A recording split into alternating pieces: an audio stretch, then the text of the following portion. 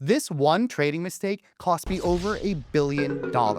Yes, Lance Brightstein, a trader with over 15 years of experience and $100 million in verified profits, could have been a billionaire had I learned the lesson I'm covering today. Then I'd be on a yacht with Bezos instead of making YouTube videos. Just kidding, I'd still be making these videos. Anyways, here's the big lesson that traders overlook and the 10-step framework that can help you avoid this mistake. This all goes back to a concept presented in my favorite book ever, Atomic Habits by James Clear. James Clear explains that what you achieve is based on 3 factors: your starting point, your rate of growth, and the time period that elapses. This framework applies perfectly to understanding what your career P&L will be as a trader. This is a beautiful, simple framework, especially when you consider that if you're a trader watching this video, your starting point already occurred. So your whole career can be reduced down to 2 variables: the rate of growth, which is kind of how fast you learn, and the length of your career. Most traders obsess over their rate of growth.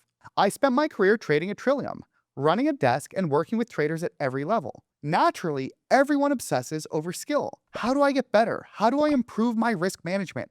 How do I size up my trades, or how do I control my emotions? All traders build out a process to improve, like using a daily report card, as I explained in this video, or they backtest new strategies while they refine their current ones. They trade with other traders to help spot more opportunities and improve faster, and traders spend dozens of hours working to fix their FOMO or overtrading issues. All of those actions influence your rate of growth, and they are extremely important. Those actions are fully within your control and are the most direct way to influence how much you achieve in your career. For that reason, that is where 99% of the content in this industry lives.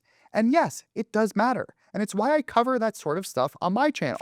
But using our framework with those 3 variables, the third one is arguably just as important and almost completely ignored. That variable, career length, and not appreciating it appropriately is what led to my billion-dollar mistake. I underestimated this variable, as most people do, because it is so hard to grasp that if we work our asses off on the second variable, rate of growth, it's highly likely that our trading P&L over the course of our career will grow exponentially, not linearly. Here's what I mean by that.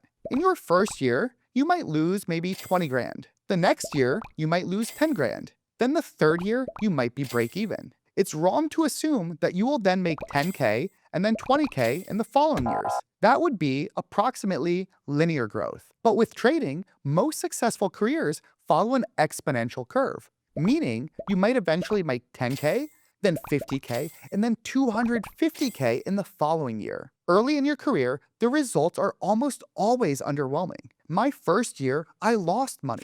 My second year, I barely made anything. Even a few years in, there was nothing about my P&L curve that would have suggested I'd go on to have 8-figure P&L years. And that's not unique to me.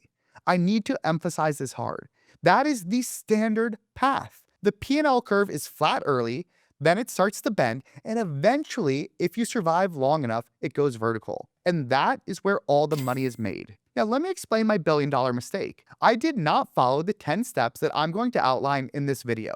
And while I still trade, I don't do it anywhere close to full-time or at the intensity I used to. Now, what's crazy is that you saw my P&L curve from Trillium. Yet in 2024, 3 years after I left Trillium, I had my best trading year ever by a mile, and continued that curve even higher. In 2024, I made almost more than I made during the rest of my whole career. Now think about if that growth continued or even stayed the same over the course of a few decades. Making well north of $10 million per year for decades, then compounding that money in the market? Look, I'm not young, but I'm not old either. The future worth of those career earnings invested is easily well over $1 billion.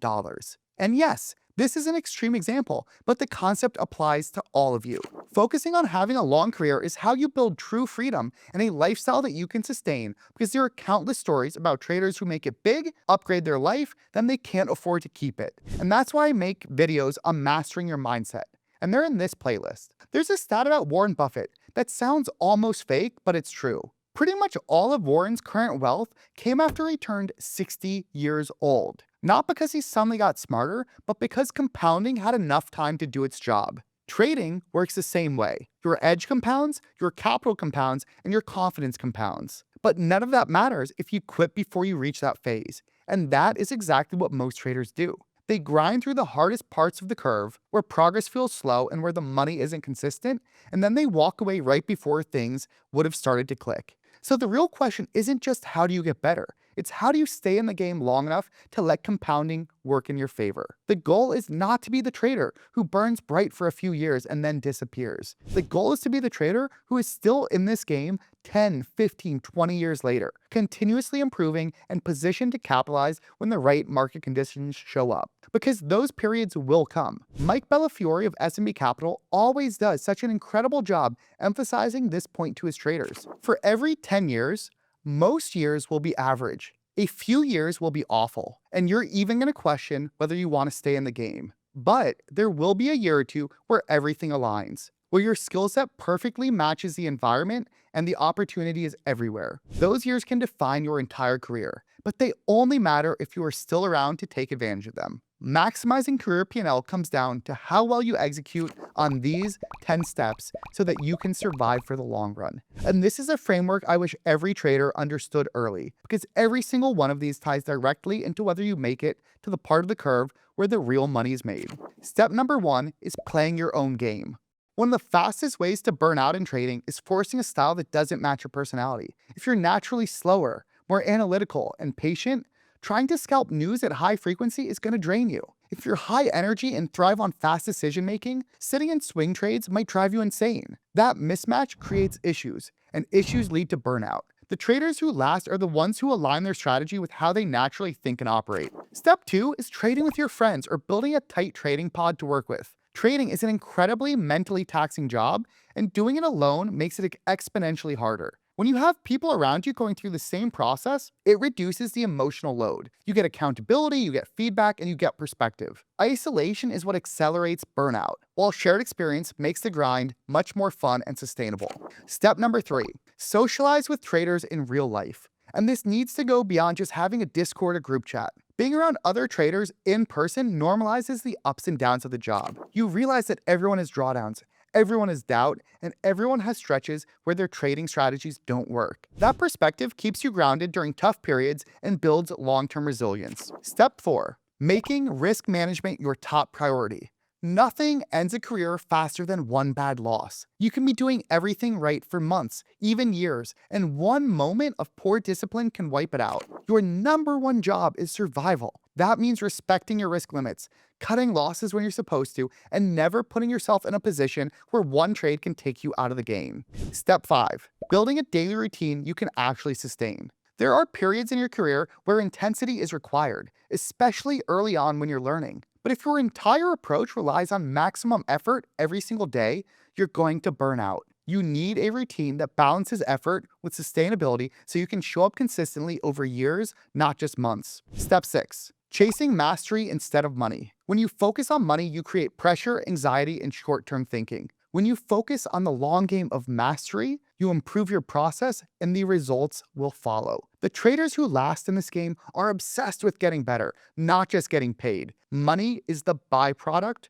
not the goal. Step 7, diversify your life outside of trading. If your entire identity and emotional state is tied to your PnL, you're putting yourself in a dangerous position. You need other outlets, whether that's relationships, hobbies, or even, dare I say, fitness. This reduces emotional dependence on trading, and it makes the inevitable volatility in your results much easier to handle. Step 8 is using experience to build perspective. Over time, you start to see patterns not just in charts, but in your own performance. You realize drawdowns are temporary, that hot streaks don't last forever, and that the market moves in cycles. That perspective is what allows experienced traders to stay calm while newer traders spiral. Drawdowns will happen, and instead of reacting emotionally, I follow a strict drawdown process, which I share in these 2 videos. So if you know what's good for you, you'll watch them after this one. Like all the videos mentioned, they're linked below.